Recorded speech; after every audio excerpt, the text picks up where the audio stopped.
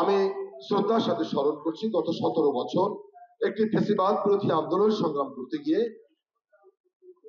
রাজপথে যে সমস্ত সহযোদ্ধারা তাদের জীবন উৎসর্গ করেছেন, বিশেষ করে জুলাই এবং আগস্ট মাসে ছাত্র জনতার যে সফল গণ অভ্যুত্থান সংগঠিত হয়েছে, সেই গণ অভ্যুত্থানে নেতৃত্ব দিতে গিয়ে যারা তাদের মূল্যবান জীবন বিসর্জন দিয়ে প্রিয় মাতৃভূমিকে দ্বিতীয়বারের মতো স্বাধীন করেছেন, সেই সমস্ত শহীদ বীর মুক্তিযোদ্ধাদেরকে আমি শ্রদ্ধার সাথে স্মরণ করছি, তাদের বিদায়ী আত্মার মাগফিরাত কামনা করছি এবং তাদের শোক সন্তপ্ত পরিবারের প্রতি গভীর সমবেদনা জ্ঞাপন করছি।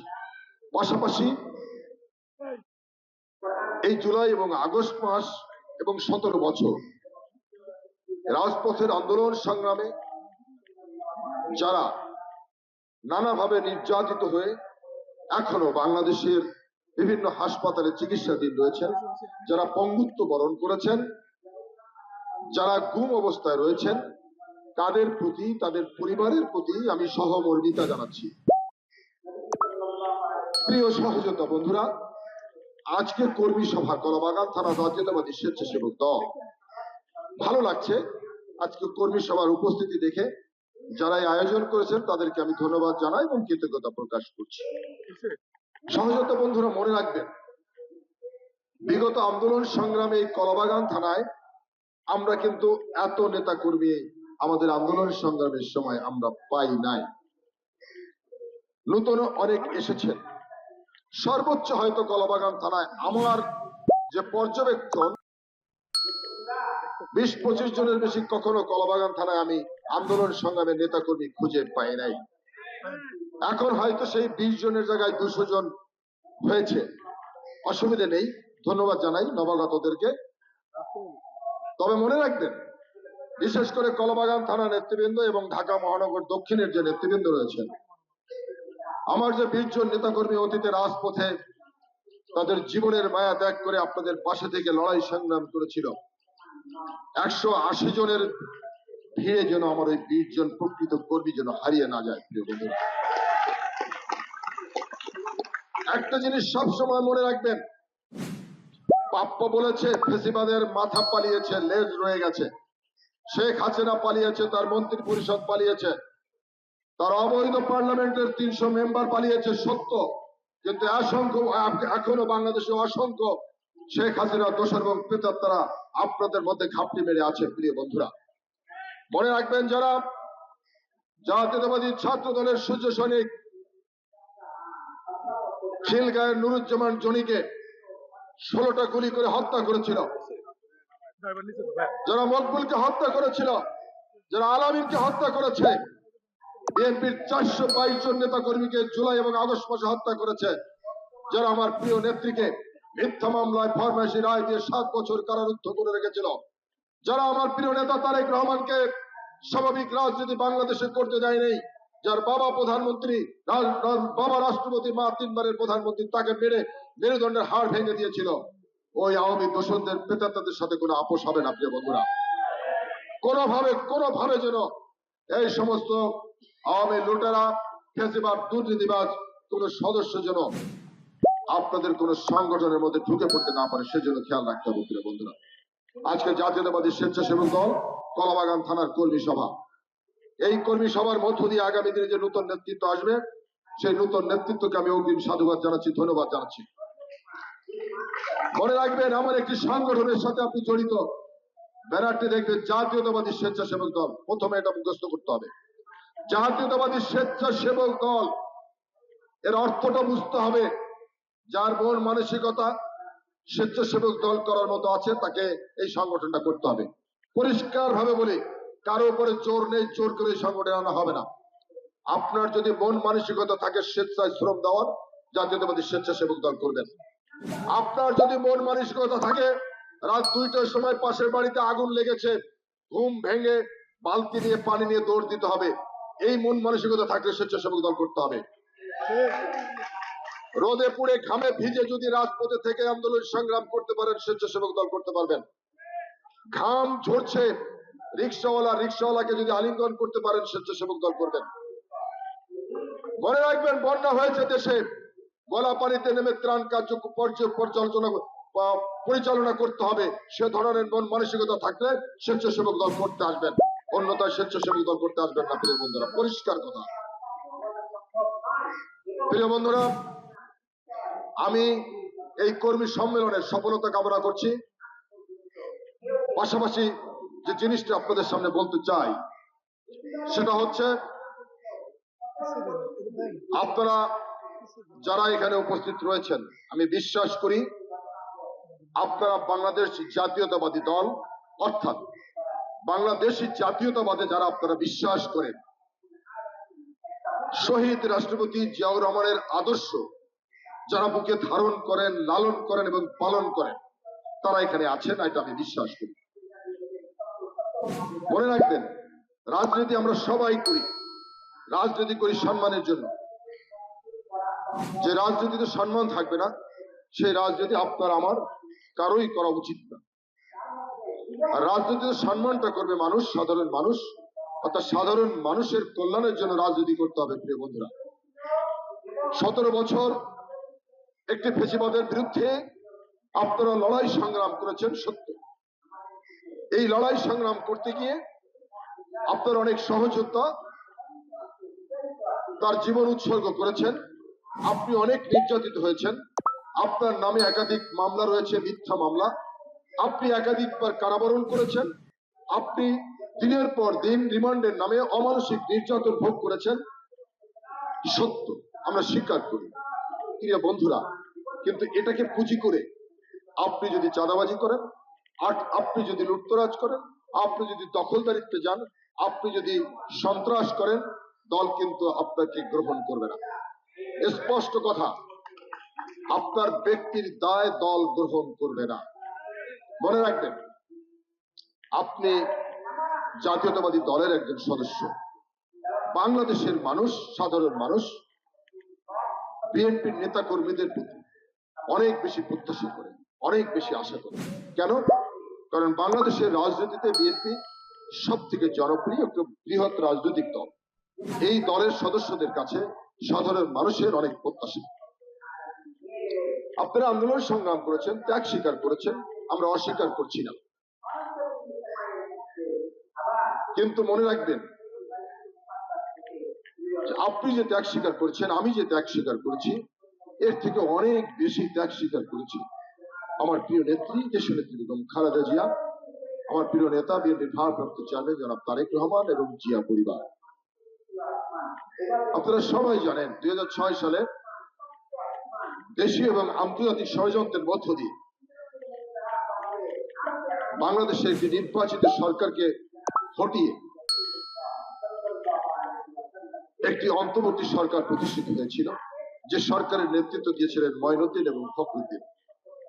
সেই মঈনুদ্দিন এবং ফখরুদ্দিন ক্ষমতায় আসার পরে আমার প্রিয় নেত্রীকে বারবার বাংলাদেশ থেকে চলে যাওয়ার জন্য নির্দেশনা দিয়েছিল। আমরা দেখেছি বিমানবন্দরে বিমান প্রস্তুত করে রাখা হয়েছে, কিন্তু সেদিন প্রিয় নেত্রী বাংলাদেশের মানুষের সামনে একটি কথাই বলেছিলেন, যে বাংলাদেশের বাইরে আমার কোনো ঠিকানা নাই, মরতে হলে বাংলাদেশে মরবো, বাঁচতে হলে বাংলাদেশে বাঁচবো, বাংলাদেশের বাইরে আমি যাব না। প্রিয় নেত্রী জানতেন যে উনি যে সিদ্ধান্তটা নিয়েছেন, ওনার সামনে অনেক অন্ধকার পথ, ওনাকে কারাবরণ করতে হবে। উনি জানতেন, উনি কারাগারকে বরণ করে নিয়েছিলেন, এই 80 বছর বয়সকে কারাগারকে বরণ করে নিয়েছিলেন, কিন্তু ফেসিবাদের সাথে কোনো আপোষ করেন নাই। প্রিয় বন্ধুরা, ত্যাগ স্বীকার করেছেন উনি। উনি যদি বিদেশে যেতেন, ভালো থাকতে পারতেন, ওনার নাতি নাতিদের সাথে সময় কাটাতে পারতেন, কিন্তু উনি সেই সুযোগটা গ্রহণ করেননি। উনি কারাগারকে বরণ করে নিয়েছেন শুধু আপনাদের জন্য, বিএনপির লক্ষ লক্ষ নেতা কর্মীর কথা চিন্তা করে, বাংলাদেশের সাধারণ মানুষের কথা চিন্তা করে উনি সেদিন দেশ ত্যাগ করেন নাই। প্রিয় বন্ধু, 40 বছরের তার স্মৃতি বিজড়িত বাড়ি ঢাকা ক্যান্টনমেন্ট থেকে তাকে শেখ হাসিনা শুধুমাত্র রাজনৈতিক প্রতিহিংসার কারণে প্রিয় নেত্রীকে এক কাপড়ে বাড়ি থেকে বের করে দিয়েছিল। প্রিয় নেত্রী কাঁদতে কাঁদতে দু চোখ থেকে পানি শাড়ির আঁচল দিয়ে মুছতে মুছতে সেই ক্যান্টনমেন্টের বাড়ি থেকে বের হয়ে গিয়েছিল। শেখ হাসিনা দাম্ভিকতার সাথে বলেছিল, যেদিন ক্ষমতায় এসেছে সেদিন পান করেছিলাম, সুযোগ পেলে খালেদা জিয়াকে ক্যান্টনমেন্টের বাড়ি থেকে বের করে দেব। শেখ হাসিনা কিন্তু রাজনৈতিক প্রতিহিংসার কারণে প্রিয় নেত্রীকে তার 40 বছরের স্মৃতি বিজড়িত বাড়ি থেকে বের করে দিয়েছিল। প্রিয় বন্ধুরা, আমরা সবাই জানি, ত্যাগ স্বীকার করেছেন প্রিয় নেত্রী। অতএব মনে রাখবেন, আপনার ত্যাগ আছে, শ্রম আছে, ঘাম আছে, কিন্তু আপনার থেকে অনেক বেশি ত্যাগ প্রিয় নেত্রী এবং জিয়া পরিবার। সেজন্য এমন কোনো কাজ করা যাবে না যে কাজটি করলে দল বিব্রত বোধ করবে, যে কাজটি করলে দল ক্ষতিগ্রস্ত হবে, যে কাজটি করলে নেতা নেত্রী বিব্রত বোধ করবে, সে কাজটি করা যাবে না প্রিয় বন্ধুরা। বিবেকের কাছে প্রশ্ন রাখবেন, বুকে হাত রাখবেন, কোন কাজটি করলে দলের জন্য দেশের জন্য ভালো হবে সেই কাজটি করবেন, ভালো কাজটি করবেন, মন্দ কাজটি বর্জন করবেন। এটাই তো হওয়া উচিত একজন রাজনীতিবিদের। লড়াই সংগ্রাম করেছেন 17 বছর, কি জন্য করেছেন প্রিয় বন্ধুরা? বারবার আমার প্রিয় নেতা বিএনপির সাংগঠনিক অভিভাবক আমাদের ভারপ্রাপ্ত চেয়ারম্যান দেশনায়ক তারেক রহমান বলেছেন, বিএনপি ক্ষমতা যাওয়ার জন্য লড়াই করছে না, সংগ্রাম করছে না। আমরা লড়াই সংগ্রাম করছি। 17 বছর বাংলাদেশের মানুষ তার ভোটের অধিকার থেকে বঞ্চিত ছিল। 17 বছর মানুষ তার ন্যায্য অধিকার, বাংলাদেশের সংবিধান স্বীকৃতি দিয়েছে। রাষ্ট্রের মালিক জনগণ, আর বাংলাদেশের মানুষ সেই রাষ্ট্রের যে মালিকানা, সেই মালিকানা ভোগ করে তার ভোট প্রয়োগের মধ্য দিয়ে। কিন্তু 17 বছর রাষ্ট্রের মালিক জনগণ তার রাষ্ট্রের সেই মালিকানা ফিরে পায় নাই প্রিয় বন্ধুরা, তাদেরকে ভোট থেকে বঞ্চিত করে রাখা হয়েছিল। আমরা মানুষের সেই ভোটের অধিকার ফিরে পাওয়ার জন্য লড়াই করেছিলাম, সংগ্রাম করেছিলাম। আমরা লড়াই সংগ্রাম করেছিলাম। 17 বছর এই ফ্যাসিবাদ বাংলাদেশের মানুষের গলা টিপে ধরে রেখেছিল। বাংলাদেশের মানুষ মন খুলে পথে ঘাটে মাঠে প্রান্তরে চার দোকানে বসে স্বাধীনভাবে তার মনের কথা ব্যক্ত করতে পারত না। অর্থাৎ মানুষের কণ্ঠরোধ করা হয়েছিল, মানুষের বাক স্বাধীনতা হরণ করা হয়েছিল। মানুষের বাক স্বাধীনতা ফিরে পাওয়ার জন্য আপনারা লড়াই করেছিলেন, সংগ্রাম করেছিলেন, ক্ষমতায় যাওয়ার জন্য নয় প্রিয় বন্ধুরা। ক্ষমতায় আপনারা এখনো যান নাই, অনেক দূর বাকি, নির্বাচন সামনে। অনেক দেখছি, অনেক কথা পত্রিকায় আসছে, আমরা তদন্ত করেছি, পর্যবেক্ষণ করেছি। শত্রুপক্ষ রয়েছে, ষড়যন্ত্রকারীরা সজাগ রয়েছে, ষড়যন্ত্র করছে। ঘটনা একটা হলে তাকে তিলকে তাল বানাচ্ছে নানান মিডিয়া। এখনো হলুদ মিডিয়া, শেখ হাসিনার মিডিয়া কিন্তু এখনো বাংলাদেশে রয়েছে প্রিয় বন্ধুরা। হ্যাঁ, কিছু কিছু ঘটনা ঘটছে, সেই ঘটনাও আমরা দেখেছি। যারা 17 বছর বিএনপির পদ দিয়ে আওয়ামী লীগের সাথে ব্যালেন্স করেছিল, যারা পদ দিয়ে রাজপথে আসে নাই, ওই সমস্ত নেতাকর্মীরা এই অপকর্মের সাথে বেশি জড়িত আমরা পর্যবেক্ষণ করে দেখেছি। সেজন্য ওদের কাছ থেকে সতর্ক থাকতে হবে। আপনাদের কাছে শুধু বলতে চাই, রাজনীতিকে পরিচ্ছন্ন করতে হবে। আদর্শ আছে সামনে, জল জল আদর্শ শহীদ রাষ্ট্রপতি জিয়াউর রহমান। জিয়াউর রহমানের আদর্শ পড়বেন, তার সততা, নিষ্ঠা, তার রাজনৈতিক দূরদর্শিতা, বিচক্ষণতা, তার বই পড়লে জানতে পারবেন। অতএব আপনি যেহেতু জিয়াউর রহমানের আদর্শে বিশ্বাস করেন, সেজন্য আদর্শটাকে সামনে নিয়ে তার সম্পর্কে সম্যক ধারণা নিয়েই রাজনীতিটা করবেন প্রিয় বন্ধুরা। তাহলে রাজনীতি সুন্দর হবে, পরিচ্ছন্ন হবে, পরিশুদ্ধ হবে এবং স্থায়িত্ব হবে প্রিয় বন্ধুরা। সেই জন্য শহীদ রাষ্ট্রপতি জিয়াউর রহমান আদর্শের জনক, তার কথাটা মনে রাখবেন। আমাদের প্রেরণার উৎস দেশনেত্রী বেগম খালেদা জিয়া। আমি বললাম দেশনেত্রী বেগম খালেদা জিয়ার কথা আপনাদের কাছে, সেজন্যই তিনি আমাদের প্রেরণার উৎস, আমাদের শক্তির উৎস দেশনায়ক তারেক রহমান। তারেক রহমান বাংলাদেশের রাজনীতি, স্বাভাবিক রাজনীতি কেন করতে পারেন নাই, এর কারণ আছে। কারণ তারেক রহমান স্বেচ্ছা একজন দেশপ্রেমিক মানুষ। গভীর দেশপ্রেম রয়েছে তারেক রহমানের মধ্যে।